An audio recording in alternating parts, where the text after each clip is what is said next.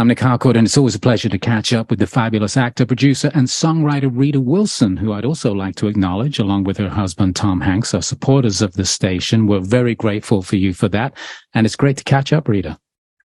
Hi, Nick. So good to be here. And yeah, we love KCSN. We love what you guys are doing over there. So grateful that this channel and this station exists. Well, we appreciate your support. You know, you've got a fab new song out that you co-wrote with David Hodges.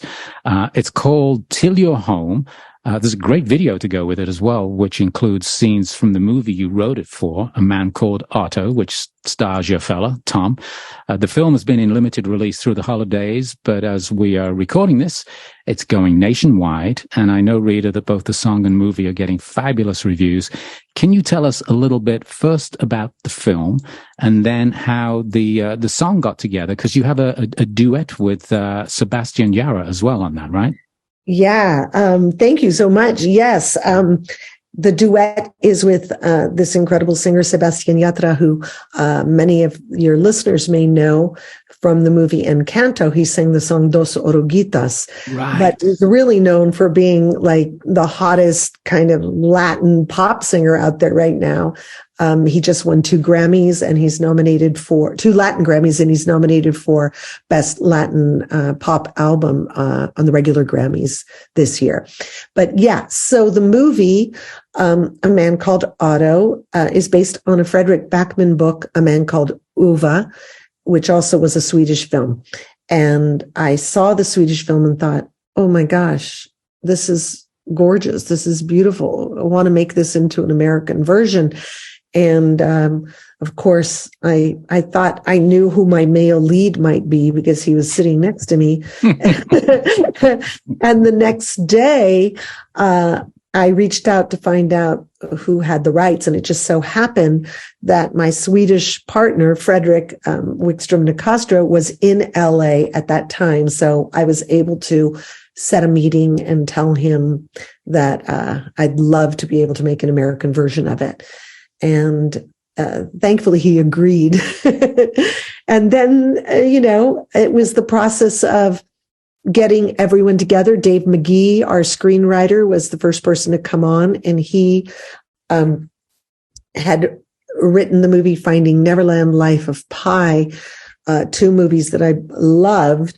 And it was coincidental that one of the directors that I loved and thought would be perfect, Mark Forster, had worked with Dave on Finding Neverland, but he had also directed a film that I thought was beautiful and very unusual from Quantum of Solace, the James Bond movie, but it was called Stranger Than Fiction. And I loved the way he dealt with the very grounded comedy in that. So I felt right off the bat lucky to have this dream team that had worked together before and knew each other very well. So that's how the movie came about. Right. And then the song came about because Mark Forster, our director, in a pre-production meeting one day, he was like, he's Swiss German. So he was like, I think you should write a song for the movie. And I'm like, thank you, Mark. What an amazing opportunity that would be. And he had known my music work and he was familiar with it. But the producer part of me really was a little anxious because I thought, this could be a disaster. What if he hates it? And now he's stuck having to tell me, the producer, he hates the song. Yeah. The producer who brought the star to the movie. Right, exactly. So fortunately, he liked it, but I did make him promise that if he didn't, that there would be no hard feelings and we would move on. Because really, the producer, you want to make sure the director's fulfilling his vision. Yeah, absolutely. So when did you connect with David, and how did you guys set about writing this? David Hodges and I had written together before. He and I had written a song for another indie movie called Boy Genius.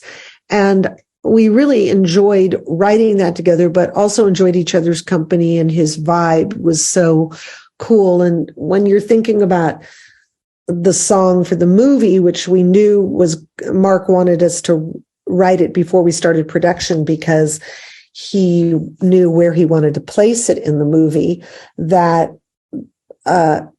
we immediately had to start having these conversations about, okay, what do we want to say? What's our story going to be for this particular moment in the film when you first hear it? Right. And the process was really about that, those conversations that we have with each other in our heads about what you can't wait to tell someone, when they get home. And to me, home has always been that place of comfort and peace and safety. And it's also been a place that maybe is a home that is somewhere in the afterlife. And I remember a friend of mine, the director Mike Nichols, had said to me after my father died that the conversation continues. And there was something very beautiful about that. And it really came to be understood, the farther I got away from my dad's passing, and then, of course, my mom, and then my friends who have left, that you do have conversations and they do continue and you hear their voices back. So it was really about that, but also very inspired by Frederick Backman's book and Dave McGee's script, and trying to get that evocative feeling of loneliness, but also hope that you're going to be seeing someone again. So the song has been out a little while. There's a fabulous video which I watched a couple of nights ago that actually includes some scenes from the from the movie, but also you guys recording the song. So how do you then decide that it's a duet, and how did you approach Sebastián to be your partner in recording the song? Really good question, Nick. When we did the song, David Hodges sings a very stripped down acoustic version in the body of the film, and Mark wanted to have the song in the end credits as well, but also have it feel very different. So in the discussions that we were having, Mark wanted a female voice, and he asked me to sing it.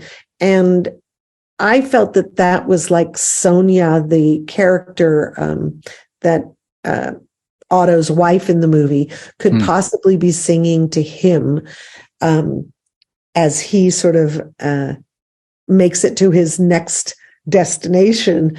And there's that family in the movie, Marisol and Tommy, an incredible Mexican family who comes to move into the neighborhood, and they have a very wonderful relationship with Otto. And I one night was just in the middle of the night sleeping, and not sleeping, but in that moment before you go to sleep, and it just hit me, like, what if Otto could bring Marisol and Tommy with him to meet Sonia?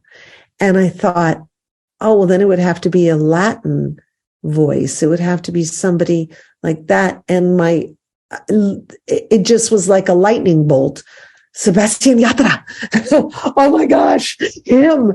I love his voice. It evokes so much emotion and passion and soul. And reached out to his manager, and she loved the song, and she said, let me see, he's really, really busy, I don't know. But then he loved the song, and he had one day off, and he was able to record it on this one day off, which happened to be in Los Angeles. Where did you record, if you don't mind me asking? We recorded do you know who Rafa Sardinia is? No. Oh, he's an amazing multi-Grammy winning engineer. We recorded it at his studio. We recorded Sebastián's vocals at his studio. The other, the tracking we did that was already done, and we did that at Village. I thought I recognized the Village in yes, yes. Yeah, which is why I was asking you. So obviously the movie is out, as we said, and when this airs, it's going to be in a nationwide release as well. Great reviews, fantastic reception, and for the song as well. How are you feeling about it right now? I mean, it's award season and all that kind of stuff. Is that something that you think about? Oh gosh. Well, other people make you think about it, and Right. other people make you think about awards season because they talk about it and people write about the song, and you get that, like, things like being put on a short list for the Oscars. But the gift, as you know, is being able to do it at all, and to have any sort of recognition from your peers feels really great and really nice. And sort of dreamlike. But it's really at the end of the day, what you're hoping is that people feel something from the movie, from a song, from anything. No one sets out to write a bad song. Sure. We all set out to write good songs, and we just, after that, it's just left up to fate. Yeah, well, it's a beautiful song. Congratulations. Thank you for talking to us on the show, on the morning show, a little bit about it as well. Thank you, Nic.